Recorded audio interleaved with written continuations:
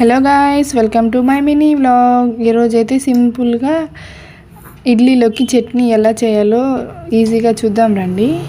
చూడండి, పిల్లలైనా ఈజీగా తింటారు. ముందుగా పెనం పెట్టుకొని పెనంలోకి శనగింజలు వేసుకొని బాగా వేయించుకోవాలి.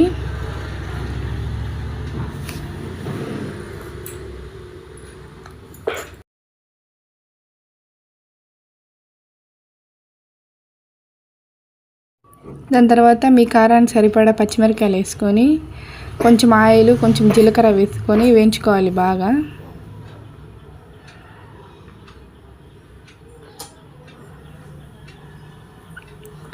వేయించుకున్న తర్వాత మిక్సీ జార్లోకి శనగింజలు, పచ్చిమిరపకాయలు, చింతపండు, ఉప్పు వేసి స్మూత్గా బ్లెండ్ చేసుకోవాలి. చూడండి, ఇలా బ్లెండ్ చేసుకున్నాక దీనికైతే ఇప్పుడు తిరువాత పెట్టుకుందాము. పెనంలోకి ఆయిల్ వేసుకొని ఆయిల్ బాగా కాగిన తర్వాత కొంచెం ఆవాలు, ఉద్దిపప్పు, శనగపప్పు 3 మిక్సింగ్, అవి నేనైతే 2 స్పూన్లు వేసాను. వేసిన తర్వాత కొంచెం కరివేపాకు, అలానే ఎండుమిర్చి వేసి బాగా కొంచెం దోరగా వేగిన తర్వాత ఎత్తి చట్నీలో వేసుకొని తింటే సూపర్గా ఉంటుంది. మా పిల్ల అయితే చట్నీ లేకుంటే అసలు తిందు. ఈ చట్నీ సింపుల్గా కారం లేకుండా చేస్తాను. మీరు కూడా ఇలా ట్రై చేయండి, 5 మినిట్స్లో అయిపోతుంది.